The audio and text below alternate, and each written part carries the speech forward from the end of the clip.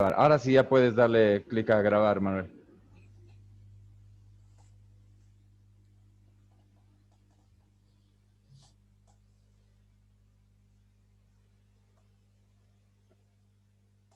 Pamelita, ¿cómo estás? Bien, querida Pat. Muy bien, entonces arrancamos en 5 segundos, señores.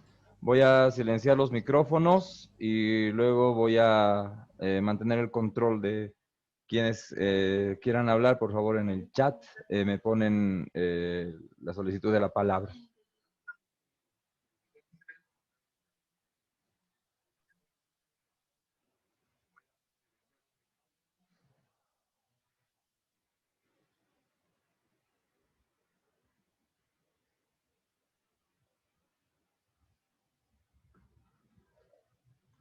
Muy buenas noches a todos, muy buenas noches Bolivia.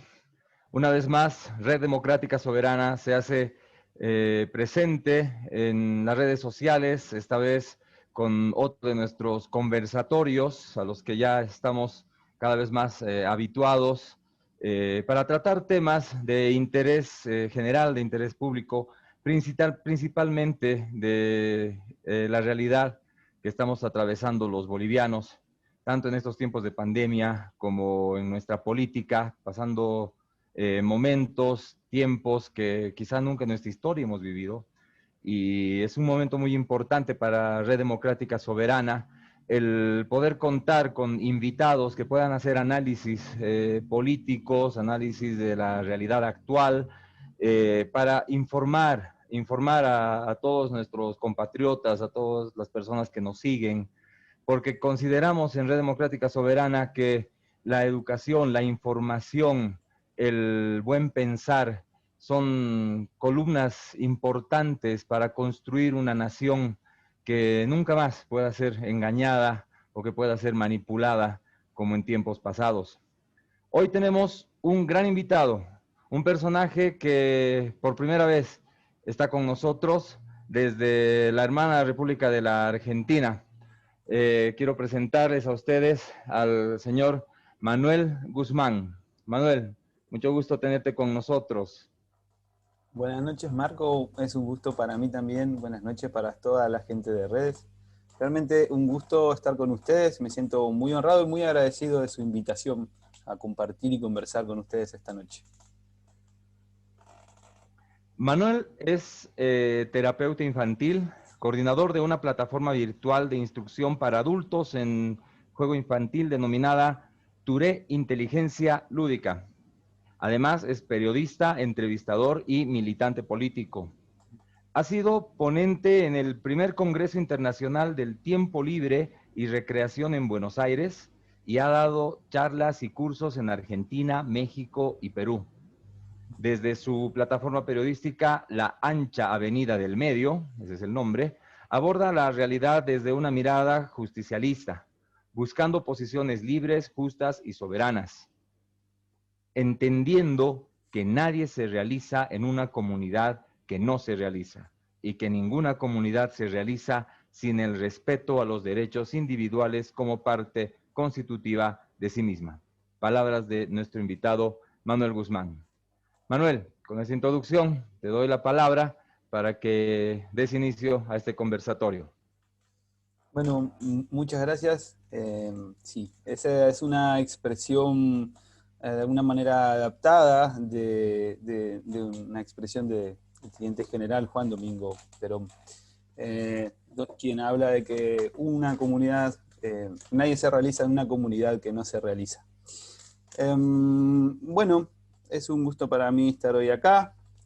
En el sentido de mi ponencia voy a pedir permiso para compartirles pantalla.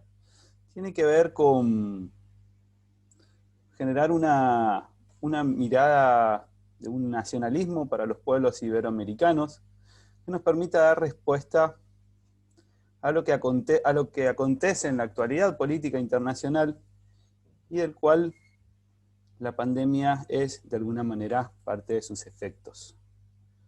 Entonces, quiero contar que actualmente no soy militante orgánico de ningún frente, esto por motivos diversos. No tenía pensado estar viviendo en Argentina a esta altura del año. Y eso hizo que, entre otros motivos, no esté en este momento formando parte de ninguna fuerza o organización específica de lo que compone el movimiento justicialista. De todas maneras, he decidido llevar a cabo mi militancia a partir de la ancha Avenida del Medio, una plataforma en YouTube en la cual, a través de entrevistar a distintas personalidades de la ciencia y la política,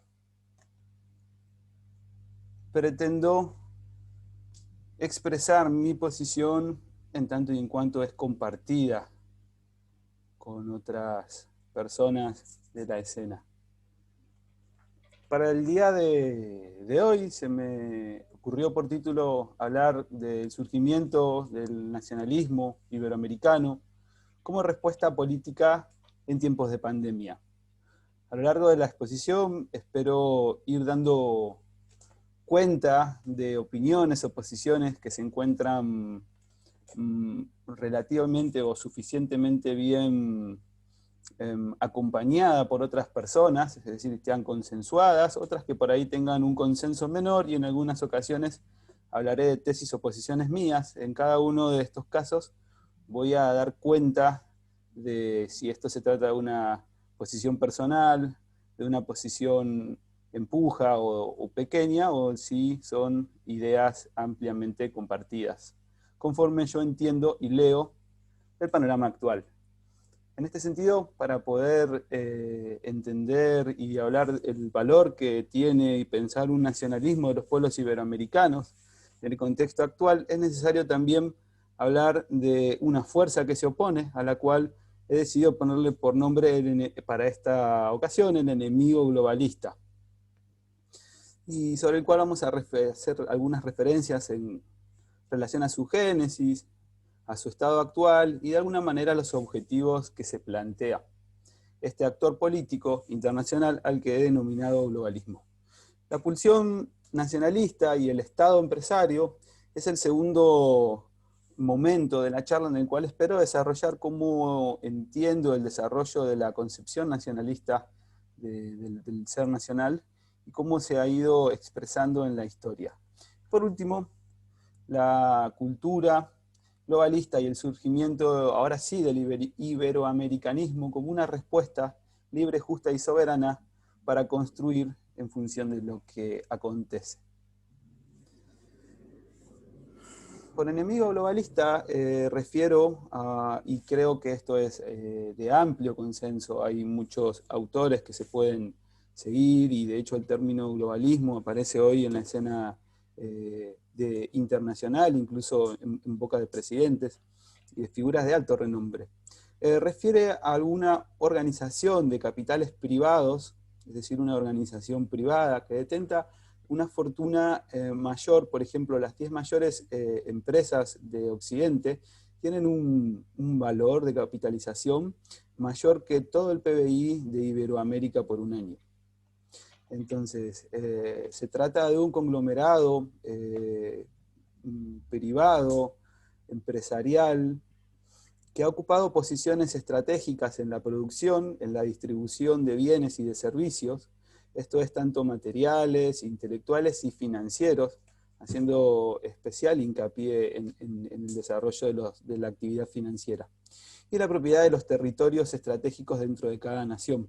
En el caso argentino hay posiciones estratégicas que son compradas de modo privado, con distinto tipo de argumentaciones relacionadas al cuidado de la naturaleza o otro tipo de motivos similares.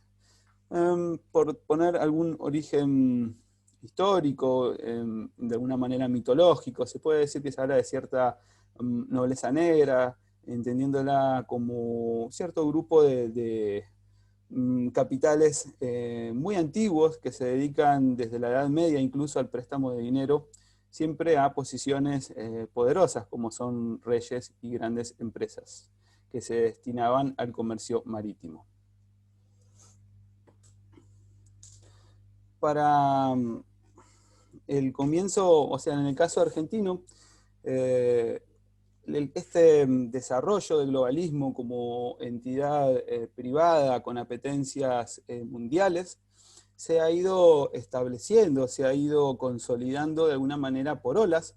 En este sentido, las derrotas napoleónicas parecían haber consolidado su posición y estar detrás, de alguna manera, de la caída del Imperio Español y de la instauración de los Estados-nación como modo de administración de América y de regiones de Europa continental.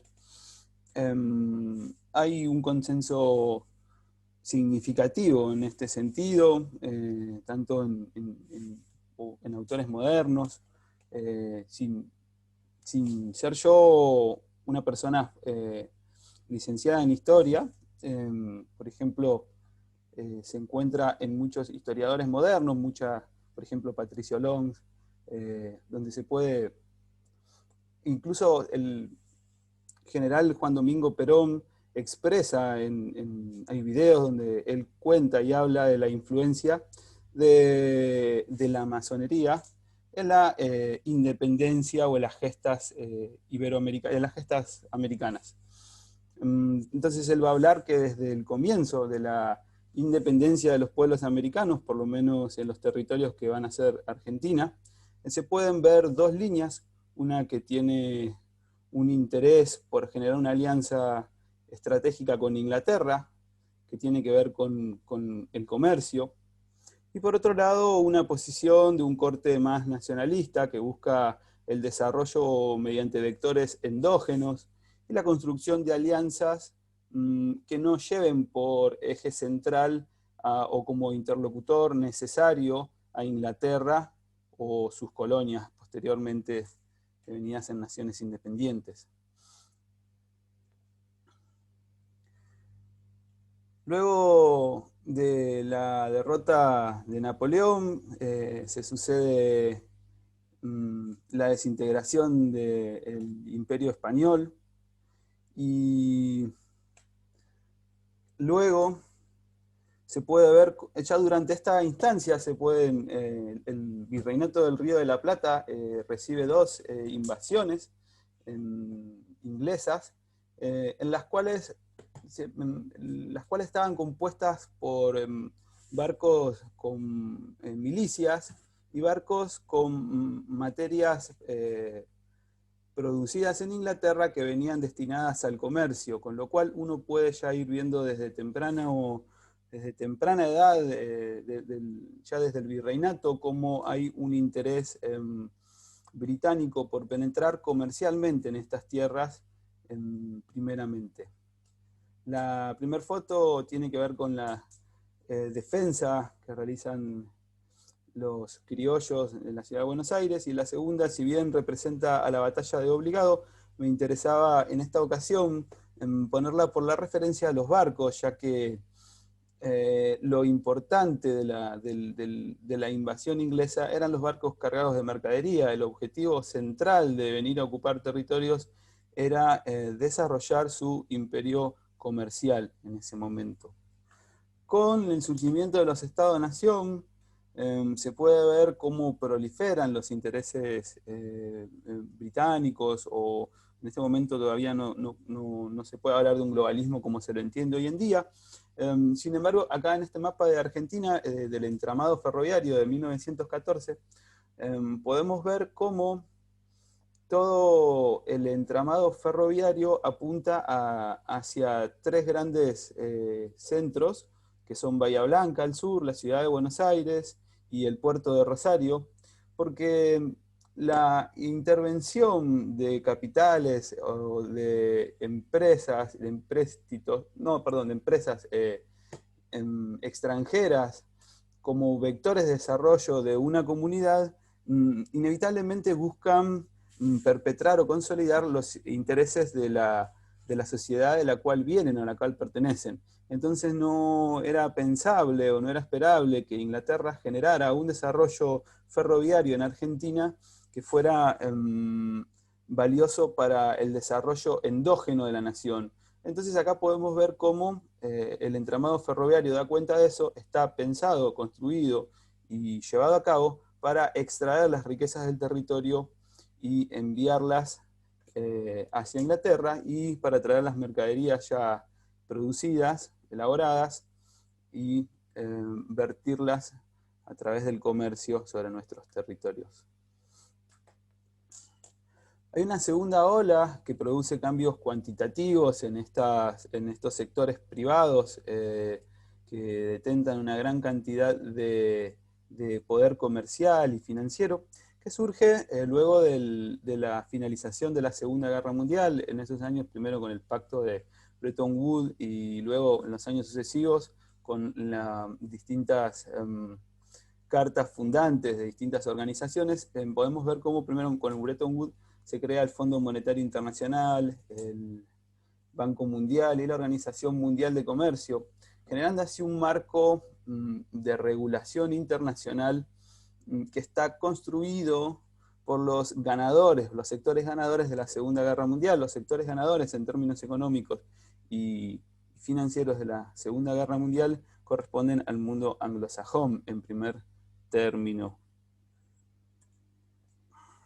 En los mismos años se crean organizaciones entonces de distinto orden de gobernanza, como luego la Organización de las Naciones Unidas y la Organización Mundial de la Salud.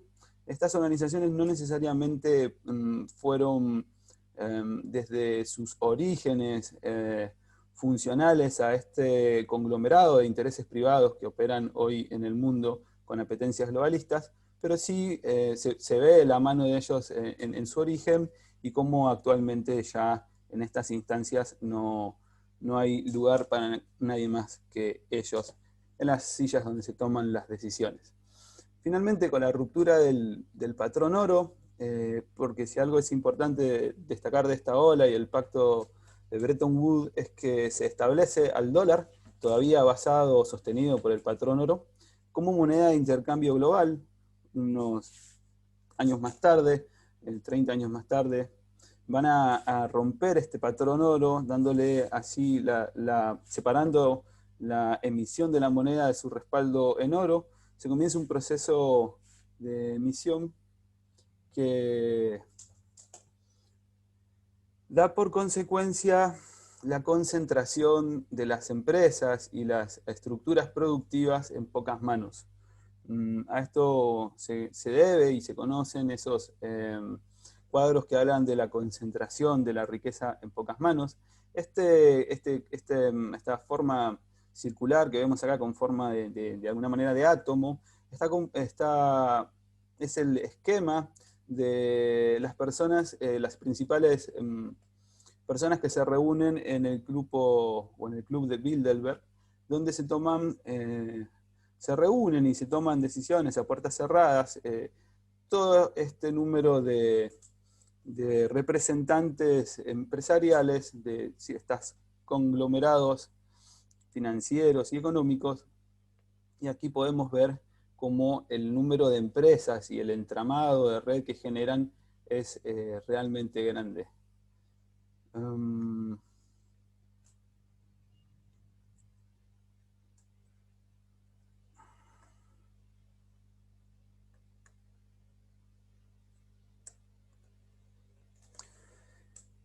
Hay varias cosas que están aconteciendo actualmente y que llevan a delinear un poco cómo se entiende desde los distintos actores intelectuales y desde los militantes más llanos, como es mi caso, cómo se lee esta situación internacional.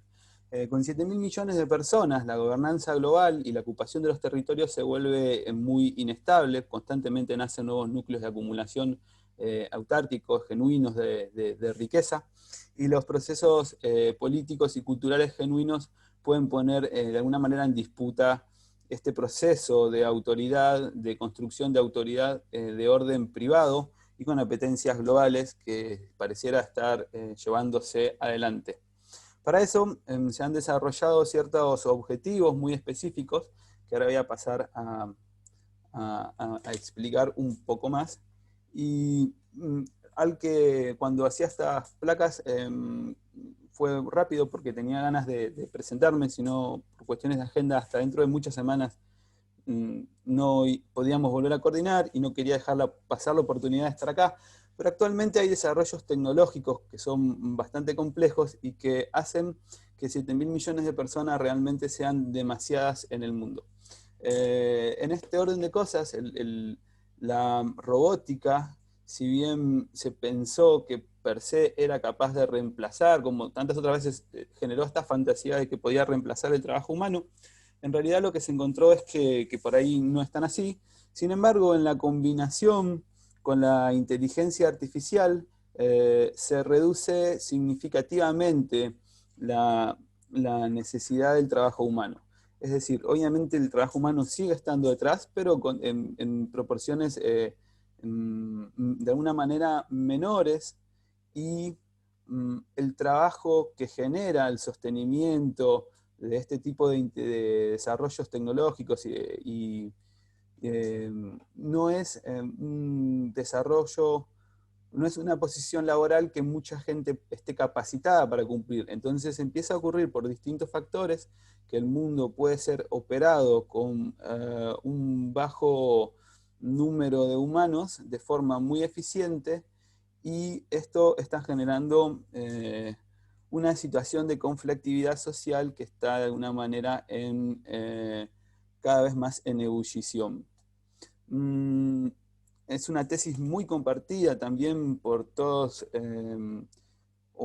por todas las figuras importantes del nacionalismo, del pensamiento nacionalista en Argentina, que la idea de estas organizaciones, de este enemigo globalista de alguna manera, tienen que ver con la necesidad de la reducción de la población mundial, y también para esto la identificación masiva como parte de un proceso del ejercicio de la gobernanza mundial privada que pretenden llevar adelante. Para estos objetivos de prima, de una manera, se vuelve necesario construir una cultura que reemplace las culturas genuinas de los pueblos por una cultura globalista, homogénea, que sea igual, se encuentre uno en África, en América hispana, en las estepas del este del oriente de Rusia, o en Australia. Entonces, por último, también hay ciertos desarrollos masivos de control de la población. Lo que puse acá son dos fotos que me parecieron significativas. En la primera estamos viendo cómo Bill Gates presenta en una conferencia muy conocida en TED. Él expresa su preocupación por el exceso de población, el costo ambiental que tiene ser tantas personas, y él dice en esta conferencia, entre otras cosas, que si hacen un correcto trabajo a través de la vacunación, pueden reducir la población mundial en un 15% por lo menos. Otras de las organizaciones, de los modos de operar que tienen este conglomerado complejo que se opone a los regímenes de orden nacional y a la soberanía de los pueblos, tiene que ver con las ONGs y las organizaciones no gubernamentales, a través de las cuales ellos filtran parte de los excedentes que sacan de las cadenas de producción para volcarlos a la arena política y cultural.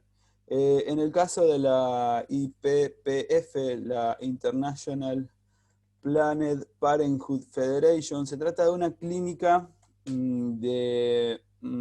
una federación de clínicas que se dedican a la interrupción del embarazo o el aborto.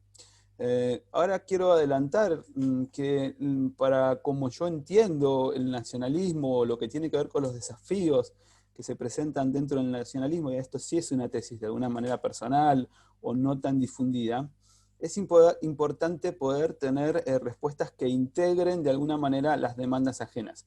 Sin embargo, esto no quiere decir que uno no reconozca que puede haber, y que hay de hecho, como por eso muestro estas imágenes, banderas que aunque en algún momento de alguna forma tienen cierto grado de reivindicación popular, según quién las blande y hacia dónde quiere llevar la resolución de esa agenda, dejan de tener valor y hay que replantearse el encuentro con los conceptos que plantean. Entonces, sin querer solucionar en este momento toda la temática relacionada al aborto, sí quiero plantear, por ejemplo, que hay acciones muy globales y profundas en el sentido del control de la población. Y acá podemos ver actores muy importantes que ya van apareciendo. Por un lado, el Banco Mundial, que aparecía como una organización internacional de gobernanza, empieza a aparecer dinamizando, aportando dinero y dándole vigor a la IPPF. Lo mismo ocurre con la fundación de la Sociedad Abierta de George Soros o la fundación de Bill Gates, donde vamos a ver cómo por la acción podemos ver la construcción de una agenda muy específica. En el sentido de la identificación masiva de personas, nos sirve también de ejemplo para ver cómo se va construyendo y llevando a cabo esta agenda internacional. Entonces, por ejemplo, el ID 2020 es una propuesta donde, entre otros actores importantes, está la fundación de Bill y Melinda Gates, la fundación Rockefeller y también el Instituto Tecnológico de Massachusetts, trabajando en un proceso para producir la identificación de 1.1 billones de personas que son homeless o gente que tiene, está en situación de refugiados. Entonces ellos proponen un plan de identificación electrónica mediante microchips para que estas personas tengan derecho a su identidad. Y también otro de los motivos que se suele utilizar para justificar este tipo de acciones tiene que ver, por ejemplo, con la recopilación de los datos médicos. Algo que cobra vigor actualmente en la situación de pandemia en la que nos encontramos. De alguna manera lo que denuncio, lo que digo y lo que entiendo que esto es una posición muy compartida, podemos ver cómo a través de acciones ellos van llevando adelante la ejecución de un plan que por la dimensión que el globalismo tiene apetencias globales de alguna manera, aunque por ejemplo en una primera etapa se busque identificar a 1.1 billones de personas. Las campañas de vacunación, por ejemplo, frente al cólera más grande de la historia del 2018, la llevó a cabo la organización de Bill y Melinda Gates, de vuelta con financiamiento y una potenciación del Banco Mundial, researchers, desarrolladores, y acá podemos ver de vuelta también la Organización Mundial de la Salud, incluso UNICEF, que son instituciones de alguna manera de gobernanza mundial, no tienen un poder de imposición de sus decisiones, pero podemos ver, por ejemplo, cómo es muy difícil en la práctica, se vuelve muy difícil para un Estado ser soberano, por ejemplo, en términos de decisiones de salud, luego de que la Organización Mundial de la Salud emite un comunicado. Entonces, en este caso, se vacunaron a más de 2 millones de personas contra el cólera en África. En este caso podemos ver la participación de todas estas conglomerados de empresas, muchas veces dentro de muchas de estas ONGs o asociaciones de trabajo u oficinas estatales, por ejemplo el CDC, el Centro de Control de Enfermedades de Atlanta, supongo, CDC de Atlanta, o la Harvard, o Task Force Global Health. Esta es una asociación de farmacéuticas, si en este momento no recuerdo mal. Podemos ver cómo todo ese conglomerado de producción de bienes, servicios y servicios financieros se va organizando para gestionar y llevar a cabo distintos planes grandes. Por último, también en este sentido no quisiera que se considere que en el nacionalismo la gente es anticiencia, ni tiene fetiches en contra de la vacunación o cosas por el estilo, pero sí proponen y consideran que no se puede hacer una mirada simple del asunto y que no se puede ser ingenuo para entender quiénes son los que están detrás de tales o cuales agendas, más allá de que ciertas o cuales o tales vacunas aplicadas con criterio y con inteligencia tengan realmente valor para la salud de una comunidad, de una nación, de un pueblo. En este sentido, lo mismo pasa en relación a las minorías y a los derechos de las minorías.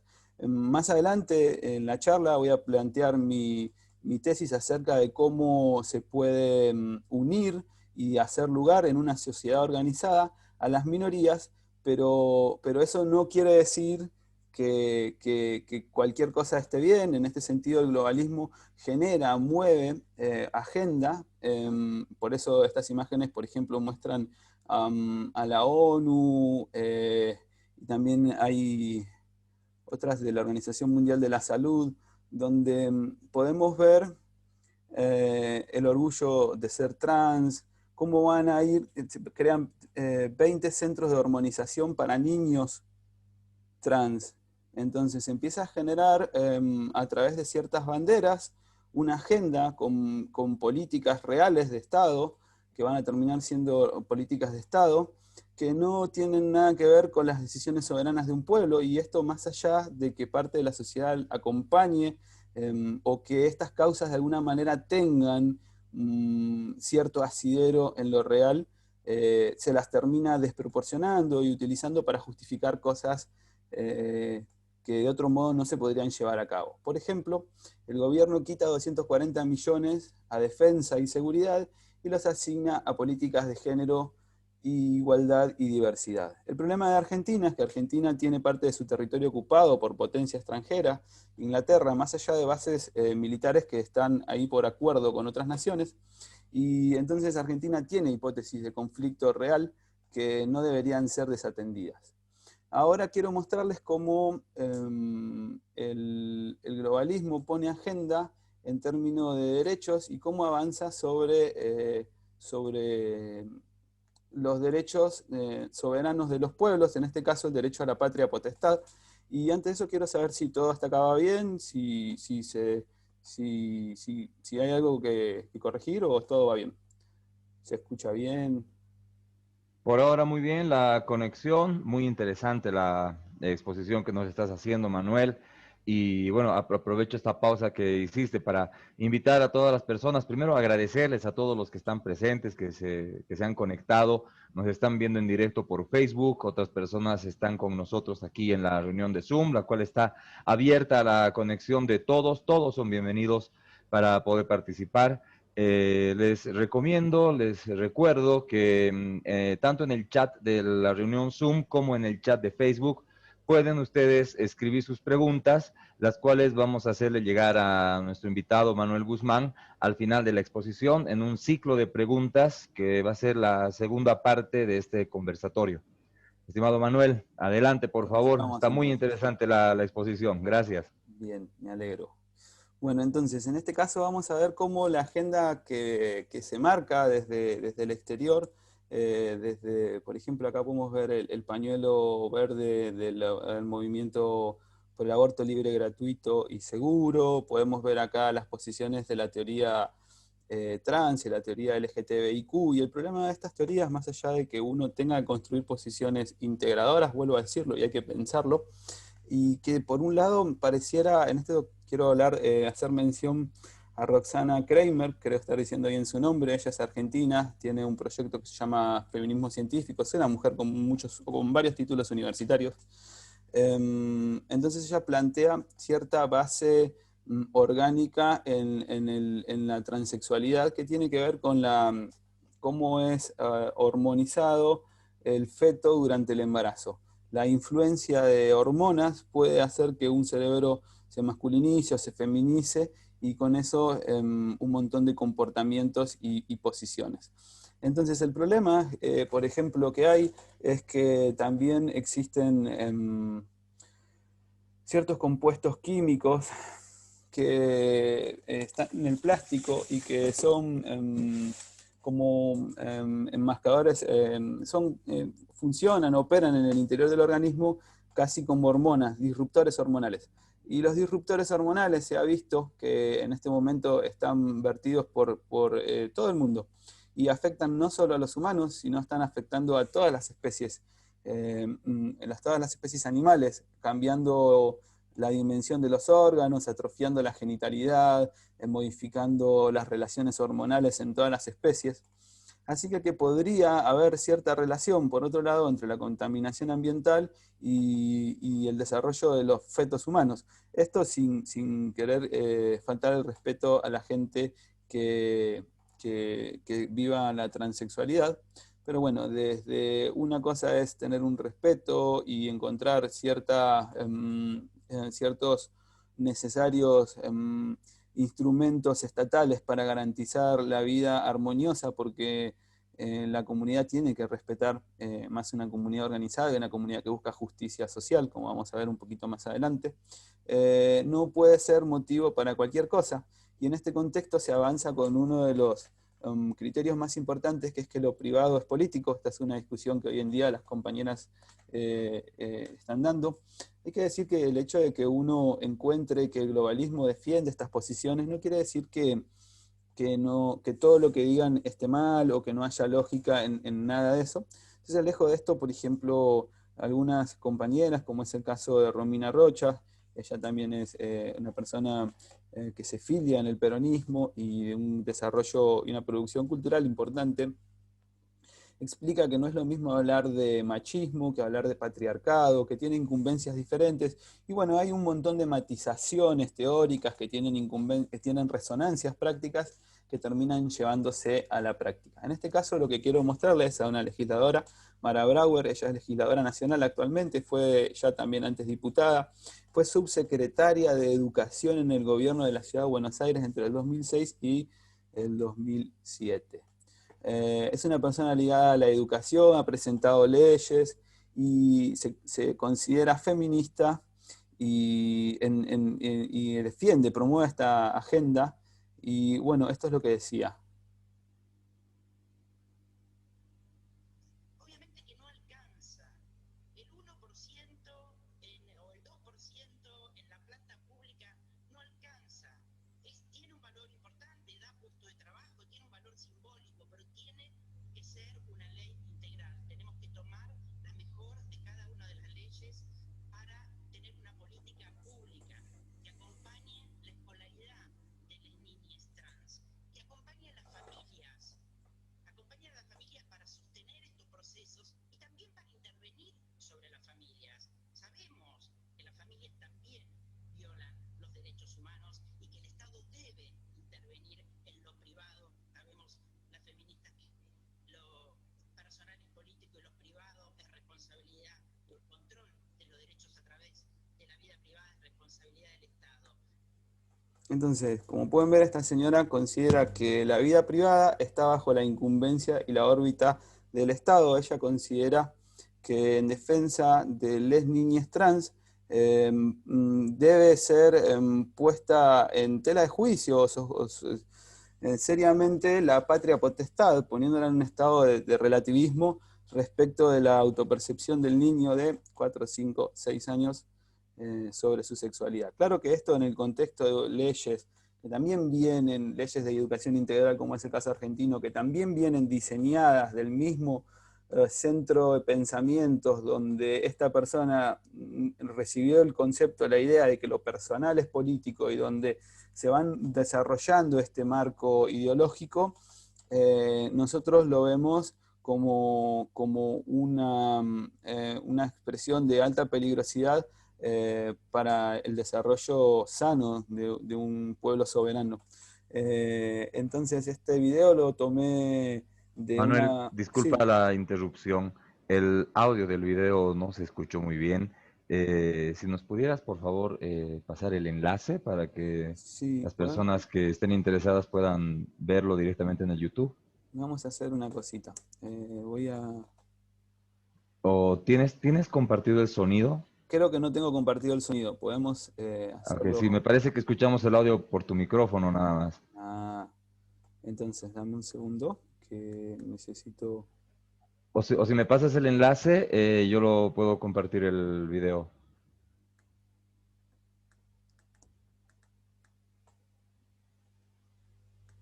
Es que la verdad ahora tengo el video puesto como parte de la Ah, plataforma, comprendo, comprendo. de la, pero no estoy pudiendo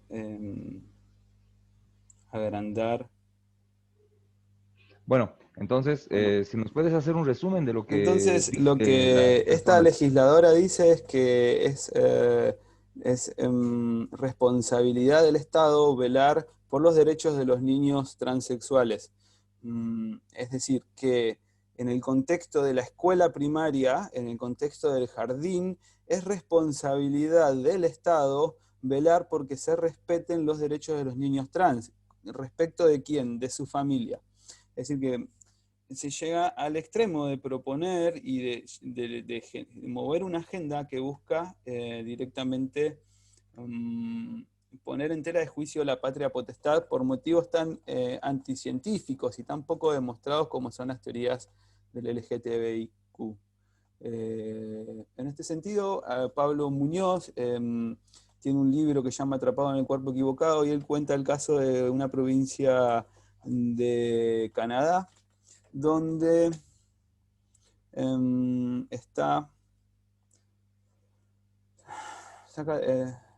los jóvenes, los cuales permiten al gobierno sacar a los niños de sus hogares si sus padres se oponen a la ideología. Por ejemplo, ha habido muchos casos de niños que, ya sea por la confusión generada por la educación sexual, o por la presión de sus compañeros, o por algún desorden psicobiológico, manifiestan dudas sobre su sexo biológico, y por distintas razones manifiestan una orientación sexual no acorde al sexo biológico, y los padres se oponen. El niño puede ser dado en adopción a una nueva familia que respete su orientación sexual. Entonces, esto es el problema de lo que estamos hablando. Y si uno cree que, dice, bueno, pero Manuel, esto es de alguna manera exagerado, ¿a vos te parece? Tal vez solo es una legisladora. A pesar de que ya hemos estado hablando de la influencia y el orden, quiero compartirles esta pantalla. Notivida.net es un portal de vida, de un portal de noticias cristiano. Entonces acá cuenta que hay terapias hormonales para niños. El Ministerio de Salud de la Provincia de Buenos Aires anunció el lanzamiento del primer centro bonaerense de hormonización especializado en niños trans, que comenzará a funcionar en los próximos días en el Hospital Sor María Ludovica de La Plata.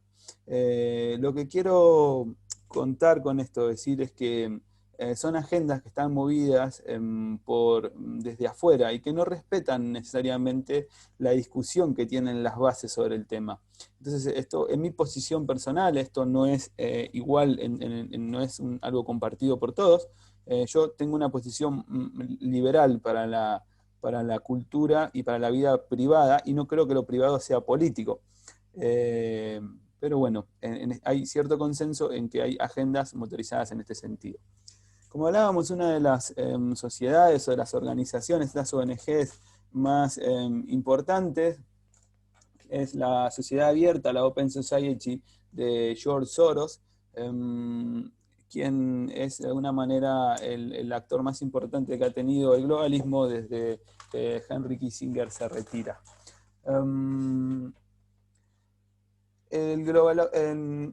Hay un modelo de sociedad, hay un modelo de humano que es el que mejor se adapta a las necesidades de una casta privada que detenta un gran poder y que no necesita de 7.000 millones de personas. Hay un modelo, hay una forma cultural que mejor se adapta. Todos sabemos que las culturas definen perfiles, formas de ser. Tener historia nos nutre, nos da vigor, nos cuenta de nosotros, nos enseña cuánto podemos, cuánto tenemos por poder. Cuando tenemos una cultura atomizada, desencajada, cuando somos ciudadanos del mundo, cuando no tenemos fe, cuando no tenemos una fe en específica a la cual abrazarnos, cuando todo es de alguna manera líquido en New Age, uno pierde vigor, pierde fuerza, pierde orientación en el mundo y en la vida, y es más fácil ser sometido por ideologías simples. En el caso de la sociedad, la Open Society, para promover este desarrollo cultural, este sometimiento, podemos ver acá abajo de la primera foto está George Soros, la bandera argentina y el símbolo de su sociedad. Y acá podemos ver las personas que aparecieron en la lista de personalidades confiables o amigas de la Open Society. Bueno, ustedes no van a conocer a estas personas, pero acá podemos encontrar intelectuales de izquierda y de derecha, políticos de izquierda, de extrema izquierda, de centro derecha, de centro izquierda y de extrema derecha. Hay una variedad de personalidades muy grandes, y esto es como funcionan, digamos, a través de ir fomentando económicamente, a través de becas, a través de promociones, a través de agenda, colocando a sus actores. Actualmente el gobierno argentino tiene por lo menos 3 ministros que son de la Open Society, o que tienen una relación muy importante y son obviamente claves. Por ejemplo, el ministro de Educación es uno. El ministro de Economía viene del riñón de Stiglitz, quien es un hombre que está profundamente financiado por George Soros. Y es que este globalismo ha encontrado la forma de presentar siempre una figura bicéfala para atrapar a los distraídos. Como con los niños, como no los podemos dejar tomar decisiones porque decidirían cosas ilógicas. Por ejemplo, les decimos, ¿qué te gusta más? ¿Querés ponerte el saco azul o el saco rojo? Y el niño elige, pero entonces ya elige entre eso. Bueno, así hacen con nosotros, desde su oferta política y cultural. Y esta bicefalidad, estas dos cabezas que presenta esta víbora, este cuerpo, tienen que ver con un modelo liberal en lo económico o una vertiente keynesiana. Y por otro lado, una similitud en esta cultura global que se proponen más allá de si sean de orden keynesiano o de orden liberal. Y en términos culturales, como decíamos, se trata de un proyecto que busca un ser humano que sea una cultura universal, atomizante, es decir, que no genere ningún núcleo de concentración, de densidad, ningún núcleo de poder propio, ni en sí misma ni en los demás. Entonces genera, es tendiente al ateísmo, es materialista, es un modelo de vida filosóficamente ateo y materialista, con un modelo de subjetividad líquida, es decir, que se adapte constantemente a su medio y que no ponga ninguna especie de resistencia. Y finalmente es transhumanista y relativista en su máxima expresión. Para organizar esto, en realidad me quedo tal vez algo desordenado, les pido disculpas, pero quiero contarles cómo se mueven algunas agendas que nosotros en el nacionalismo no se consideran valiosas. Por ejemplo, el cupo gay o el cupo trans. Hay un cambio en la argumentación, se deja de pensar a las personas en términos de ser un actor que está en lucha de clases, que es víctima de una violencia de clases que sufre de mano de la burguesía, como es el caso del marxismo. El peronismo y el nacionalismo va a proponer una idea de que la sociedad se mancomuna en su esfuerzo y que no hay una lucha de clases, hay una solidaridad de clases. Las reconoce, pero las entiende como solidarias. En el discurso tradicional de izquierda se reemplaza por el discurso de las nuevas minorías de alguna manera, y entonces se empiezan a presentar políticas como el cupo gay o el cupo trans en las listas de diputados o senadores, en las listas de parlamentarios, en la conformación de los equipos de gestión pública, en las altas empresas. Y de vuelta, en este sentido, nosotros no es que tengamos un discurso que busca negar los problemas ni las dificultades que se atraviesan tanto siendo hombre por ser hombre como siendo mujer por ser mujer, sino que no las planteamos en estos términos, no las vemos de esta manera y creemos que estas políticas no ayudan a resolver de ninguna manera la situación. Porque el problema de poner cupos es que termina siendo alguien ocupando un puesto solo por su carácter de gay, su carácter de mujer o su carácter de lo que fuere, sin tener idoneidad o deseo de ocupar ese cargo. Hay otros tipos de legislaciones que también se han promovido en este tiempo en Argentina.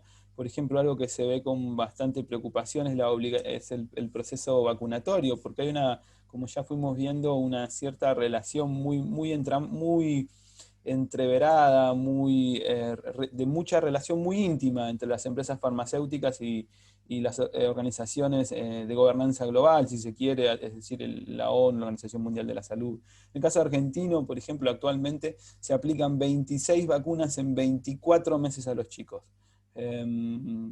Esto ha generado el temor de más de un especialista. Actualmente, el equipo que acompaña la gestión presidencial en el asesoramiento de la pandemia está conformado por toda gente que está extremadamente ligada a instituciones de promoción de la vacunación.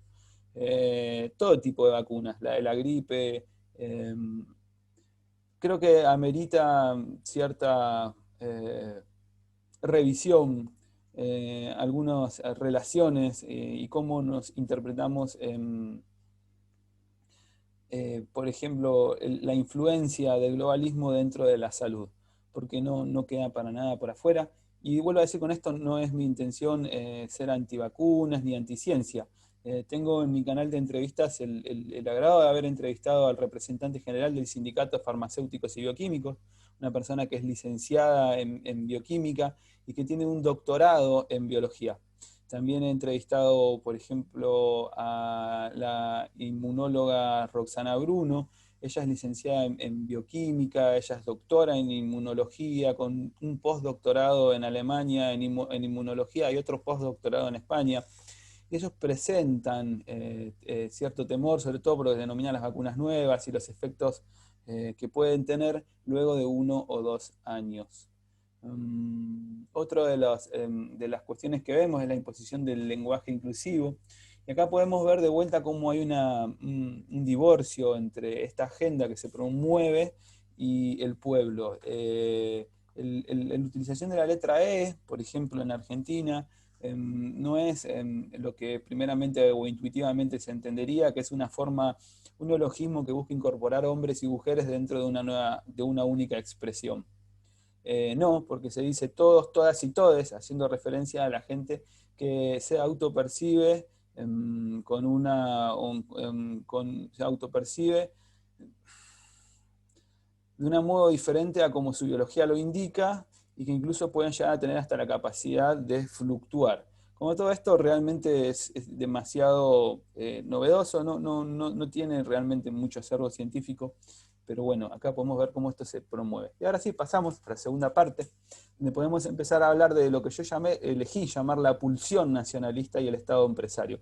Hablo de pulsión porque creo que es una energía, de alguna manera en términos freudianos, si se quiere, es una energía que viene y que va creciendo, que comienza con San Martín, que sigue con Rosas, se continúa en actos de Irigoyen, y que obtiene el esplendor de su épica y de su desarrollo hasta el día de hoy en el general Juan Domingo Perón y el acompañamiento de Eva Duarte.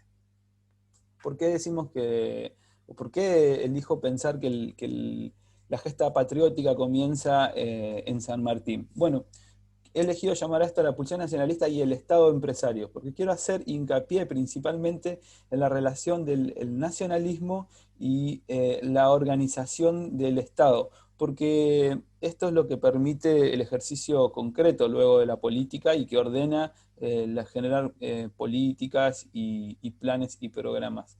En este sentido, también quiero decir que el Estado empresario es un Estado con una concepción muy específica, que no es ni keynesiana, que no es liberal, y que tampoco tiene que ver con con cualquier modelo de desarrollo. El Estado empresario es, de alguna manera, un modelo de desarrollo y se diferencia de otros, como puede ser un modelo de consumo, de gestión estatal de consumo. Ahora sí, San Martín desarrolla armas, desarrolla sus propias herrerías, forja sus propias armas para crear el ejército con el que va a cruzar los Andes. Y de este fraile, que ahora yo realmente no, Beltrán, creo que es Fray Beltrán, pero realmente pido disculpas porque no me acuerdo su nombre. Este es el fraile que le ayuda a él y que es el jefe de los talleres y de las herrerías, donde San Martín crea las armas. Una persona que luego va a sucederlo es quien el general Martín Sabio, si no recuerdo mal, es quien va a crear luego las fabricaciones militares. Y acá podemos ver cómo la soberanía de alguna manera comienza con este concepto de que hay cosas que hay que tenerlas por motivo propio, más allá de que sea más barata comprarlo afuera o no, que no todo es pensable en términos económicos o comerciales. El segundo hecho, bueno, a ver, está la gesta libertadora, como yo dije al comienzo de la charla, se sabe, aunque está en discusión, de todas maneras al día de hoy, la importancia que han tenido, a mi juicio, es muchísima. Los movimientos de la masonería inglesa en el desarrollo de las revoluciones americanas. En este sentido, Rodolfo Terráneo es un político radical argentino. Él presentó, si yo no recuerdo mal, en la Universidad de Quilmes, un libro donde él da cuenta de cómo San Martín habría aprendido este plan de liberación de ciertos masones ingleses y que luego llevó a cabo. Sin embargo, ¿por qué hay controversia sobre San Martín y no se lo decreta un masón? Porque más adelante, luego de que Rosas realizada la batalla de la Vuelta de Obligado, que ahora voy a explicar por qué tiene un valor para el nacionalismo y para el Estado empresario, a raíz de este evento, San Martín le cede a Rosas su sable y le dice, bien hecho, que los ingleses sepan que los argentinos no somos una docena de empanadas, una fuente de empanadas que se come con solo abrir la boca. Con lo cual San Martín demuestra tener un espíritu patriótico y libertario de libertad. Juan Manuel de Rosas en 1840, a cargo de la Confederación Argentina, libra una batalla que va a ser decisiva contra una marina militar y mercante inglesa que avanzaba por el Río de la Plata con la intención de llegar hasta Rosario. Como vimos en otro momento de la charla, de Buenos Aires se ingresa hasta donde está la R de Rosario, todo esto se va por el río y esto abría un canal de comercio muy, muy grande. Cuando el brigadier Juan Manuel de Rosas cruza el río con unas barcazas con cadenas, como se ve acá abajo, y apuesta unas baterías de cañones y con unos pocos hombres, realmente no tenía capacidad bélica para ganar o repeler a los ingleses si ellos hubieran tenido una intención de ocupar el territorio. Pero sí deja claro que no iban a poder navegar el río Paraná ni las costas argentinas sin sufrir bajas militares y comerciales. Y esto encarecía el coste del producto cuando se vendía finalmente. Este encarecimiento de la producción del producto inglés es lo que realmente significa la batalla de Obligados. Es decir, es un modo de protección del incipiente desarrollo del tejido nacional. También el brigadier general Juan Manuel de Rosas va a tener una ley de aduanas y va a tomar control de las aduanas y de este modo uno de los elementos más importantes con los que cuenta un Estado que que son esenciales en el desarrollo de cualquier política estatal, que tiene que ver con el control del comercio internacional. Actualmente Argentina no tiene flota mercante y pierde alrededor de 3.500 millones de dólares por año que deberíamos facturar solo de fletes. El Estado nacional, el desarrollo del Estado empresario, de un Estado que es empresario, un Estado empresario es diferente de un Estado marxista o de un Estado gigante. No es un Estado de modo socialista que lo que pretende es brindar a través de sus estructuras cobertura total a los ciudadanos. Es un Estado que se posiciona en ciertos vectores que son necesarios para generar desarrollo endógeno y producción privada. Entonces, no es tampoco un modelo keynesiano que busca llenar el bolsillo de la gente como quien vigoriza una estructura sin modificarla, porque termina eso llevando cada vez más a una mayor concentración de las estructuras de producción y de comercio en manos del globalismo, porque de hecho el gran negocio que han hecho fue ese, imprimir dinero, y a partir de ampliar la base monetaria, hacerse de todas las enclaves productivos. Hipólito Yrigoyen, junto con el general Mosconi, Hipólito Yrigoyen da la orden a Mosconi de crear yacimientos petrolíferos fiscales, YPF, dando así nacimiento a la primer petrolera estatal del mundo. Yrigoyen podría haber tenido una actitud imperialista, de proyectar YPF sobre Paraguay, sobre Argentina, sobre Uruguay, sobre Bolivia. Y esto es lo que diferencia, y más adelante vamos a ver, al nacionalismo iberoamericano, el nacionalismo que planteamos desde el peronismo para Iberoamérica, de lo que son otros modos de nacionalismo anglosajones o de Europa del Este. Nosotros no proponemos categorías de exclusión ni de purismos.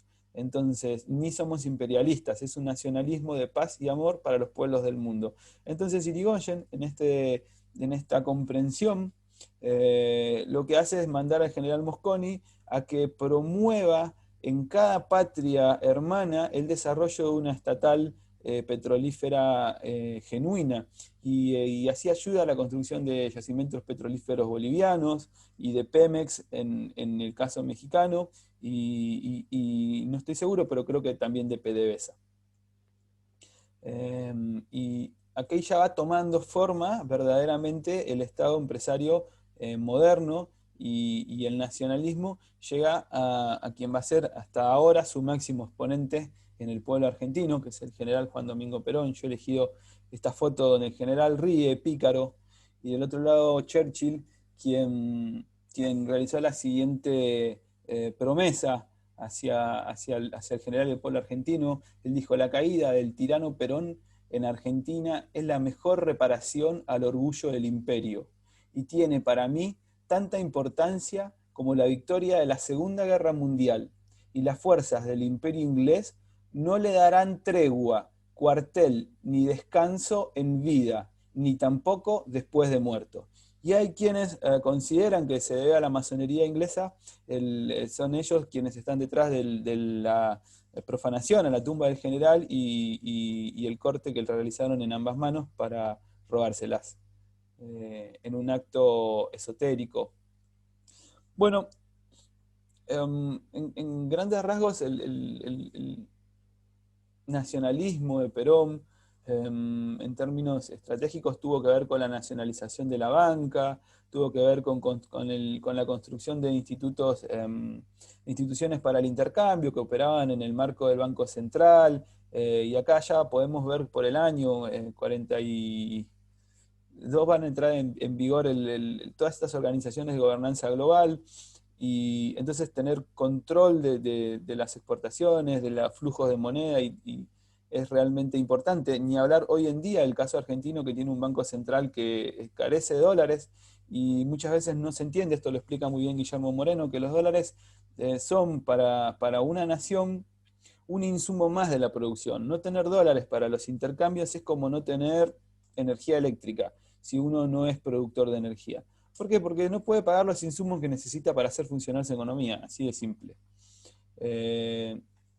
También se nacionalizaron los trenes y los servicios públicos, y esto es lo que decíamos, que hoy vamos a ver que actualmente en los proyectos nacionalistas que hay en vigor y en desarrollo, que están naciendo en Argentina, por ejemplo, Social 21, La Tendencia, es una organización que se nuclea en función del astillero Río Santiago, la última fábrica militar de armas de envergadura que nos queda, que producen barcos. Ellos proponen un nuevo ELMA, un nuevo proyecto de transporte multimodal para cargas y pasajeros para la República Argentina, que articule trenes, camiones y barcas y barcazas. Bueno, en este momento, cuando Perón llega al gobierno, llega al poder, lo que va a hacer es empezar a nacionalizar todos estos vectores del desarrollo y empezar a ponerlas a funcionar en relación de un desarrollo argentino. Entonces ahora sí empezamos a ver con los planes quinquenales y todo cómo un Estado puede ir necesariamente teniendo que vertebrar y tomar decisiones y no dejar librado el desarrollo económico a lo que el gran capital privado internacional elija para ese territorio. Entonces se nacionalizó la banca, el Instituto Argentino de Promoción del Intercambio, se incrementó la masa salarial y acá empieza la segunda parte. El peronismo y el nacionalismo entonces no puede ver a su pueblo, al pueblo del que nace, no es una concepción esencialmente atea. Si bien no necesariamente la gente es religiosa ortodoxa y tiene variaciones en su modo de vivir la fe, en términos generales los pueblos tienen fe, tienen una dimensión espiritual y una dimensión material. Y la justicia social viene a poner de relieve esto y viene a aportar a los aspectos sociales y espirituales de la nación también, si se quiere.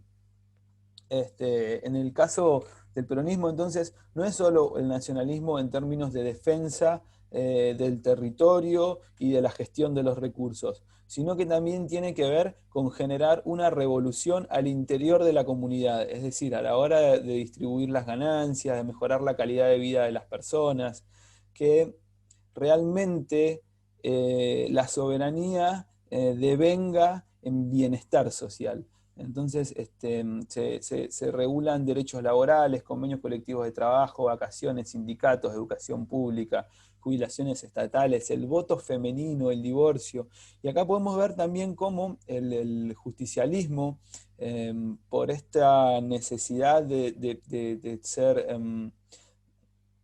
justa, de ser humanista, a veces se da de golpes con ciertos sectores dentro de la misma comunidad.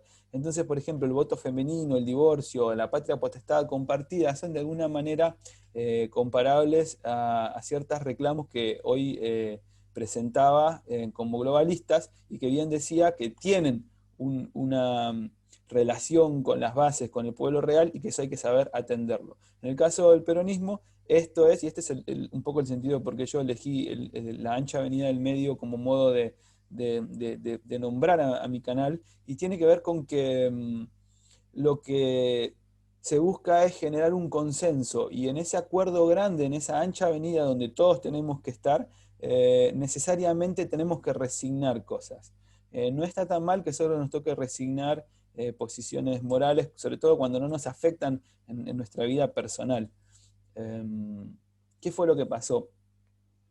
Los liberales, como decíamos, el globalismo presenta dos vertientes, una que tiene que ver con el keynesianismo y otra con el liberalismo económico, y los conservadores católicos, que los liberales militares eran conservadores en lo cultural, y los conservadores católicos, que estaban más a favor de la iglesia y les molestó que la mujer pudiera votar, les molestó que se diera ley de divorcio, les molestaron esos avances en los derechos cívicos, proponen y generan un golpe de Estado. Entonces acá quiero decir que acá podemos empezar a ver cómo el nacionalismo tiene cierto conflicto que ahora se va a reeditar en la actualidad y que es nuestro desafío poder resolverlo si queremos tener una propuesta libre, justa y soberana y auténtica. Luego de la caída de Perón sigue un ciclo democrático donde el peronismo está proscripto y donde no hay grandes cambios en la gestión del Estado, sino más bien un usufructuar de las bases de alguna manera sentadas por el peronismo.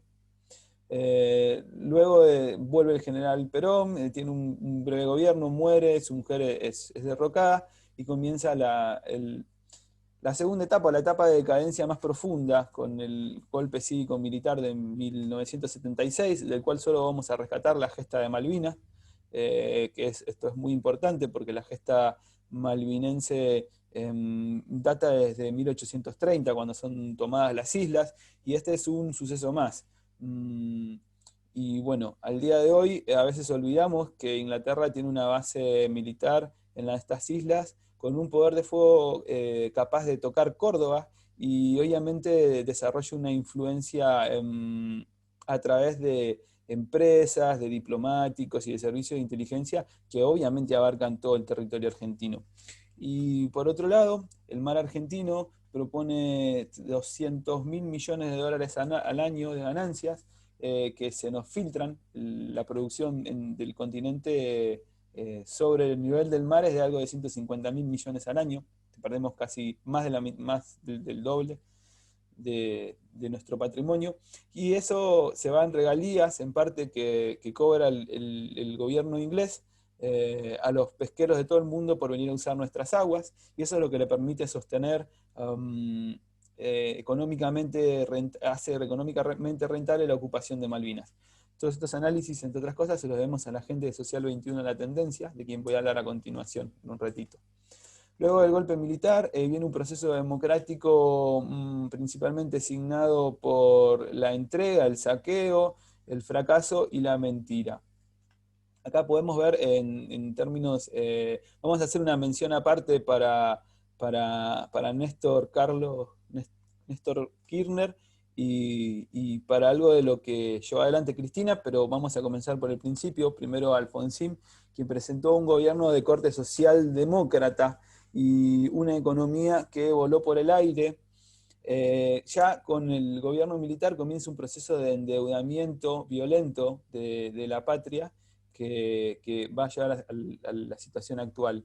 Ese endeudamiento, Alfonsín lo refinancia, lo patea para adelante, de todas maneras hace explotar la economía por el aire. Va a venir Carlos Menem con este señor pelado que está acá al lado, que se llama Domingo Felipe Cavallo, actor esencial en la entrega de la patria, tanto como ministro de Economía de corte liberal, que acompañó tanto al gobierno de Carlos Menem como al gobierno de la Rúa, un gobierno socialdemócrata, como por haber firmado antes de eso, en el año 89 y 90, los convenios de Madrid con Inglaterra, donde se termina de entre comillas, firmar, entre comillas, entre comillas, rendición, si se quiere, de nuestra, que no es, por suerte no es así, no, el pueblo argentino no se siente rendido ni vencido en sus reclamos por Malvina, pero sí se firman un montón de varios tratados que tienen que ver con la concesión del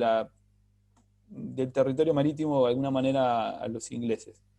A través de que hay que avisar antes de hacer despliegue marítimos, etc.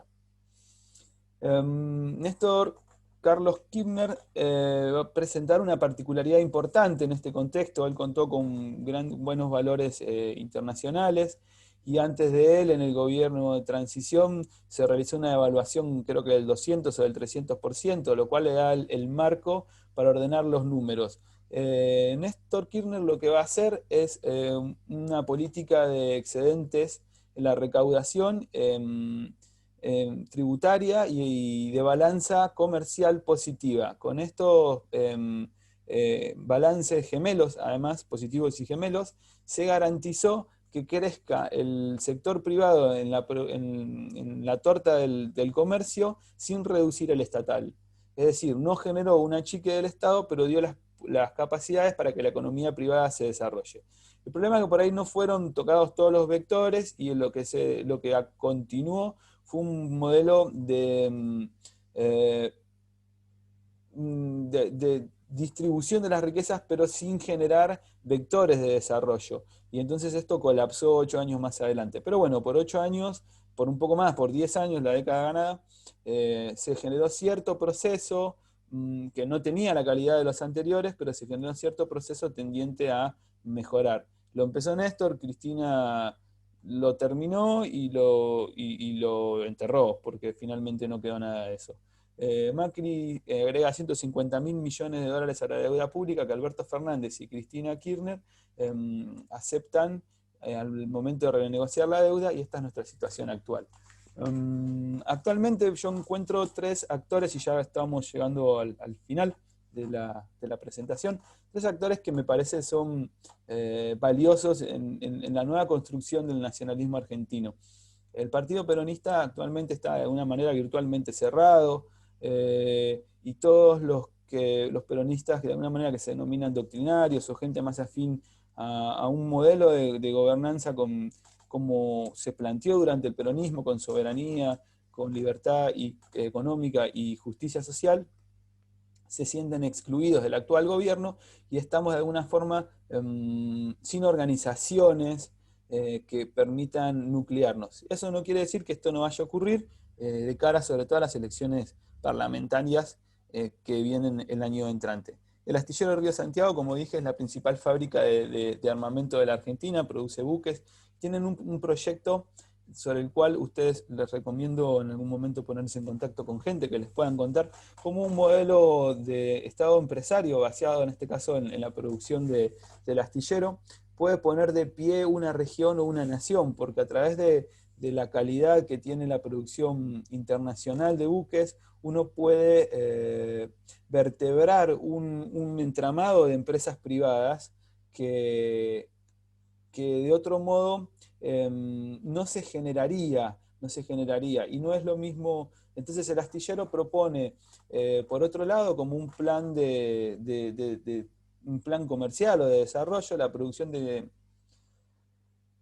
como 300 barcos de porte transatlántico y barcos para transportes más cercanos, también un plan de desarrollo de lanchas multimodales para el ejército, que permitirían el patrullaje y el recuperar la soberanía marítima, así como tienen un proyecto de ley para acceder a la Tierra del Fuego por territorio argentino y no utilizando lanchas chilenas como hacemos actualmente.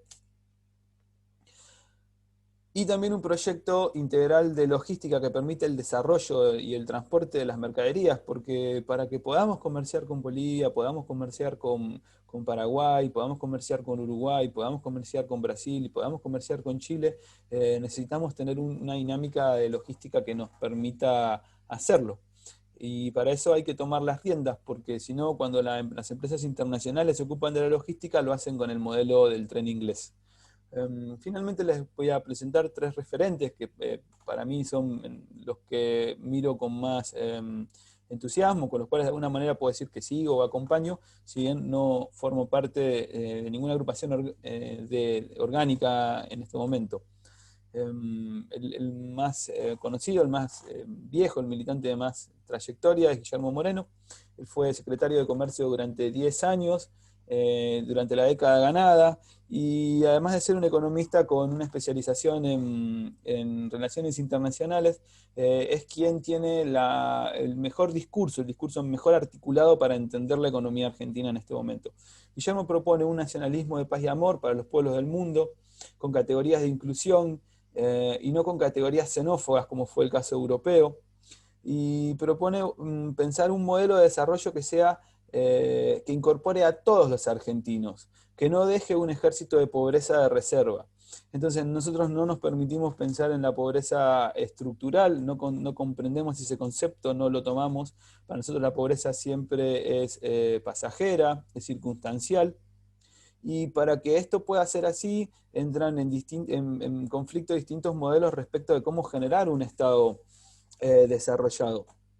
Actualmente Sergio Massa, jefe del bloque de diputados del gobierno de coalición actual, propone un modelo en el cual se exporte carne y energía. Un modelo en el que se exportan carne y energía quiere decir que carne que no se come y energía que no se usa para producir.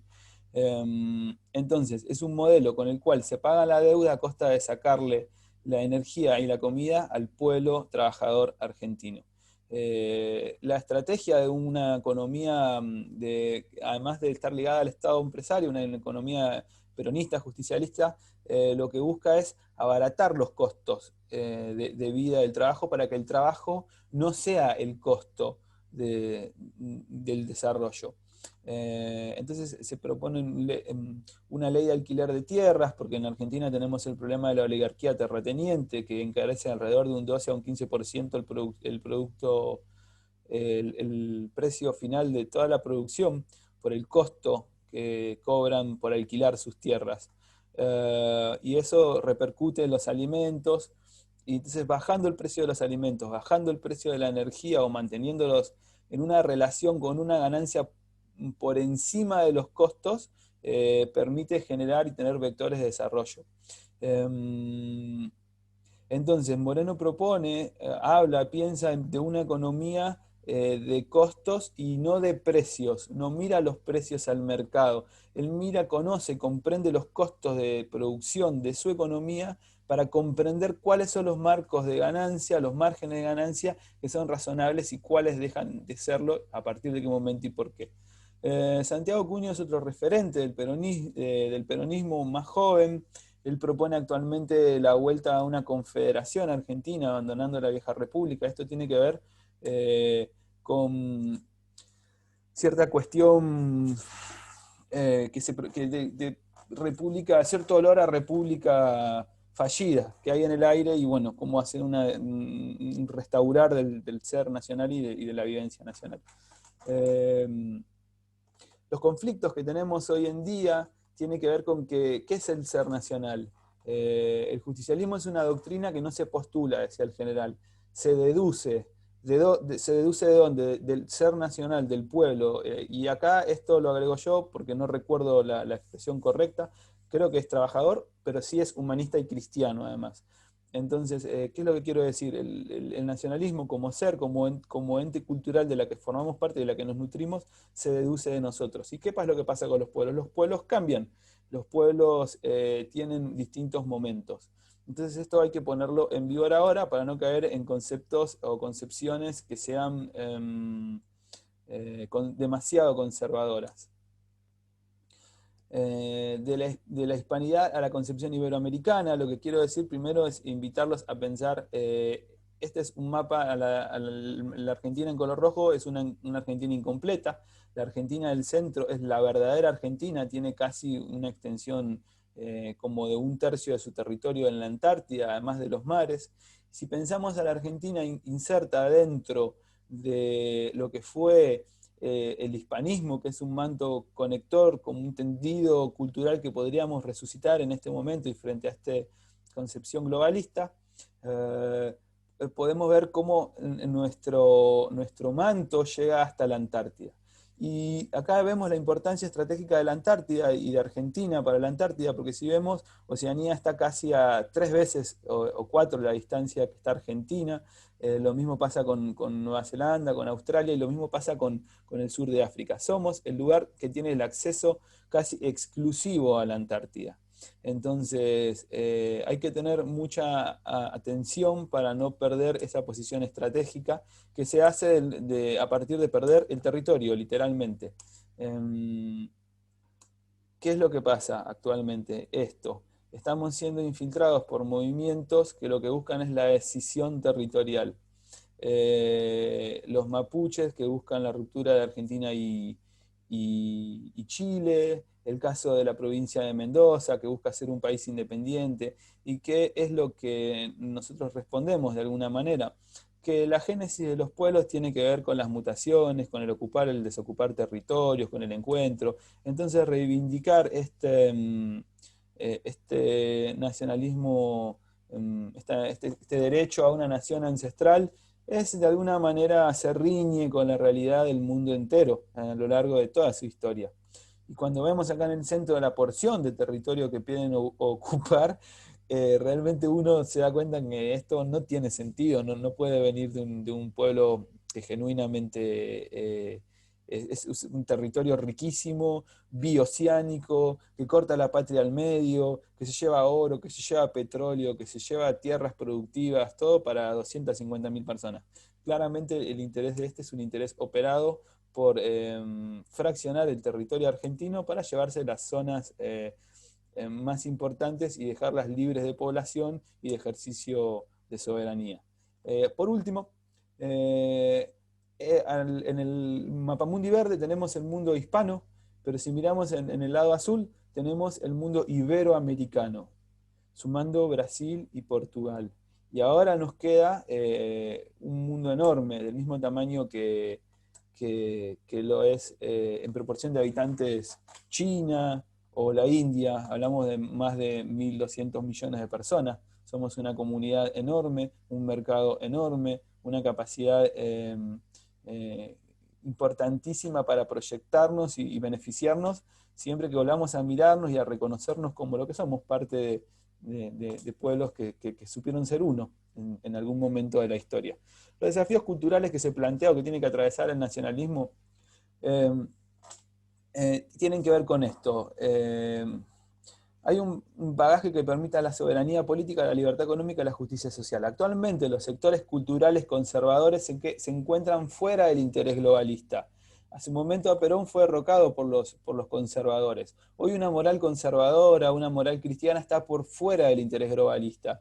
Están caídos del mapa y ahora son parte de alguna manera de un bando patriótico. Se encuentran muchas veces incapaces. El problema con esta gente es que se encuentran muchas veces incapaz para hacer lugar a sectores culturalmente libertarios que defienden un estilo de vida liberal. Y también presentan dificultades para reconocer el reclamo genuino más allá de ser manipulado por el globalismo. Sobre los reclamos, por ejemplo, en relación al aborto, en relación al reconocimiento de ciertas particularidades en el padecimiento de la violencia, que afectan en muchas medidas de forma específicas a la mujer y de formas específicas al hombre.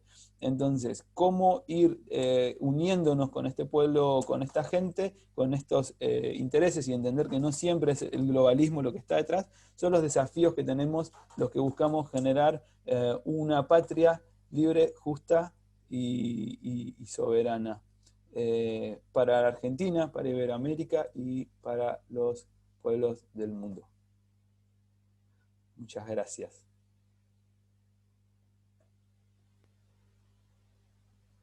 Muchas gracias, estimado Manuel. Ha sido muy enriquecedora la exposición que nos acabas de dar.